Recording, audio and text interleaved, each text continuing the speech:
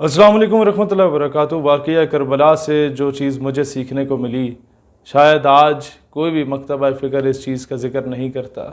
حضرت اقبال رحمۃ اللہ علیہ فرماتے ہیں، موسیٰ و فرعون شبیر و یزید این دو قوت از حیات آیت پدید۔ یہ وہ دو مختلف نظریات ہیں، یہ وہ دو مختلف قوتیں ہیں جو ہمیشہ سے ایک دوسرے کے برسر پیکار رہی ہیں، لیکن سلوشن کیا نکلتا ہے؟ اس دور میں بھی لوگ اس طرح کے ہوتے ہیں، جس طرح آج ضرورت سے زیادہ پڑھ لکھ گئے ہیں اور کہتے ہیں کہ جناب امریکہ کے پاس تو بڑی ریسورسز ہیں، امریکہ کے پاس پاور ہے، امریکہ کے پاس یہ سپر پاور ہے، امریکہ کے پاس محلات ہیں، پیسے ہیں، سب کچھ ہے، جا کے سجدہ ریز ہو جاؤ۔ شاید اس دور میں بھی کسی نے یہ کہہ دیا ہوگا کہ بظاہر تو یزید جیت گیا، لیکن مورخ کس کو زندہ رکھتا ہے؟ مورخ کس کو فاتح قرار دیتا ہے؟ دس تھنگ میٹرز اے لاٹ، کہ قتل حسین اصل میں مرگ یزید ہے، کہ اصل موت تو یزید کی ہو گئی۔ کیا اسلام زندہ ہوتا ہے ہر کربلا کے بعد؟ اور حقیقت ابدی ہے مقام شبیری، وہ ہمیشہ سے اٹل ہے۔ جو مقام شبیری ہے دیٹ ریمینز کانسٹنٹ۔ دین ہوتا کیا ہے؟ بدلتے رہتے ہیں انداز کوفی و شامی، وہ کوفے والوں کے انداز بدلتے رہتے ہیں۔ وہ سو کالڈ جو خود کو کہتے تھے ہم مظلوم ہو گئے، ہمارے ساتھ زیادتی ہوگی، آپ آئیں امام ہماری مدد کے لیے آئیں، لیکن اینڈ ٹائم پہ حضرت مسلم بن عقیل کے ساتھ کیا ہوا رضی اللہ تعالیٰ عنہ؟ امام حسین علیہ السلام کے ساتھ کیا ہوا؟ وہی لوگ پھر گئے۔ آج کے تناظر میں دیکھا جائے تو میں یہی بات انہیں کہتا ہوں، جب کسی جگہ پہ ایک حاکم وقت کے کسی نمائندے نے کہا کہ کشمیر میں میدان کربلا برپا ہے، تو میں نے کہا رک جاؤ، مجھے بتاؤ کشمیری کیا ہیں؟ کہتا حسینی ہے فور شور۔ میں نے کہا اچھا، ویری گڈ۔ اور انڈین آرمی؟ کہتا ہے یزیدی ہے۔ میں نے کہا اچھا، اب سوچو اور بتاؤ پھر کوفے والا کون ہے؟ خاموش امت ہمیشہ کوفے کا کردار ادا کرتی ہے۔ دوستان ذی وقار، مسئلہ متحدہ عرب امارات کا ہو یا کوئی بھی ہو، بات بہت کلیئر ہے۔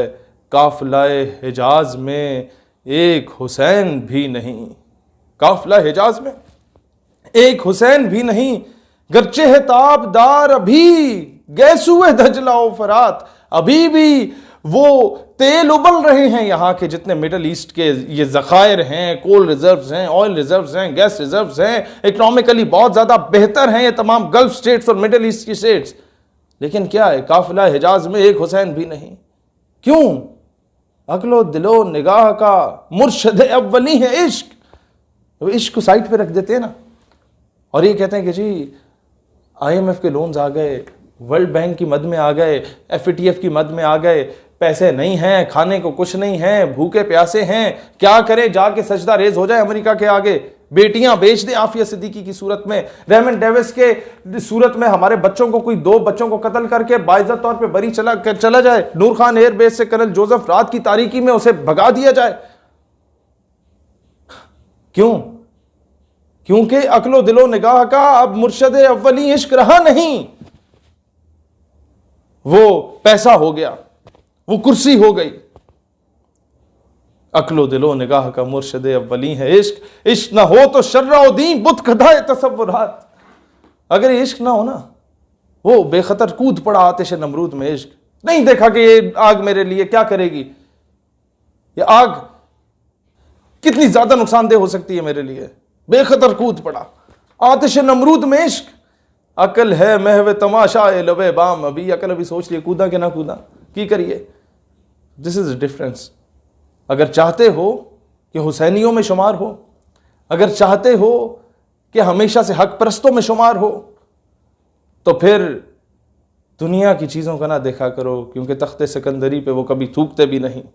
بستر لگا ہو جن کا سرکار کی گلی میں، وہ یہ نہیں دیکھتے کہ پھر تاج و تخت و حکومت ہمیں ملنی ہے یا نہیں ملنی، ہاں یہ ہے کہ ایک کریکٹر لیس آدمی کے سامنے میں نے اس کے ہاتھ پہ جا کے بیعت نہیں کرنی۔ دس از واٹ حسینیت از، دس از دا فلسفی آف امام حسین رضی اللہ تعالیٰ عنہ، دس از دا آئیڈیالوجی آف سیدنا امام حسین رضی اللہ تعالیٰ عنہ۔ تو اصل حسینیت کیا ہے؟ اصل حسینیت یہ نہیں کہ ہم محرم کے مہینے میں آ کے صرف امام حسین کو یاد کر لیں، وہ سجدہ خالق کو بھی، ابلیس سے یارانہ بھی، یہ تو وہ بات ہوئی۔ حضرت امام حسین رضی اللہ تعالیٰ عنہ کا اصل جو کانسیپٹ ہے وہ یہ ہے کہ اس دور کے یزید کے سامنے نہیں جھکے، ہاتھ پہ بیعت نہیں کی، تو ہم آج کے دور کے فرعون، دجال، یزید، یہ امریکہ، بھارت، اسرائیل کے آگے کیوں جھک رہے ہیں؟ امت مسلمہ اپنے سو کالڈ بقا کی جنگ کے لیے اسرائیل کی حمایت کیوں کر رہی ہے؟